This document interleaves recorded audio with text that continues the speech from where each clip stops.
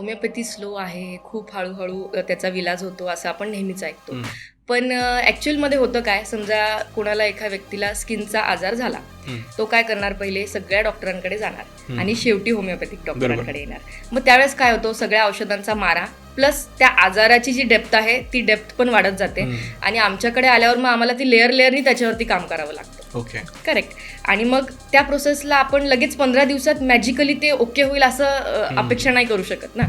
So आपल्याला त्याला वेळ द्यावा लागतो, ही पहिली गोष्ट. आणि दुसरी गोष्ट, जसं मी तुम्हाला बोलले की होमिओपॅथीमध्ये डिटेल केस हिस्ट्री घ्यावी लागते, बरोबर. आता पहिल्या व्हिजिटला कधी कधी पेशंट कम्फर्टेबल नसतात, बरोबर, कारण तेवढं अवेअरनेस नाही आहे अजून, तेवढं लोकांना माहीत नाही आहे ही गोष्ट, तर मग ते कम्फर्टेबली बोलत नाहीत. आणि मग जसं सेकंड थर्ड व्हिजिटला पेशंट येतो, त्याच्यानंतर आम्हालाही अजून पेशंट डेप्थमध्ये कळतो आणि मग ते हळूहळू करून ट्रीटमेंट तुमची लाईनला लागतं. तर ह्या दोन गोष्टीमुळे कदाचित मला असं वाटतं की लोक असे म्हणतात की होमिओपॅथी स्लो आहे.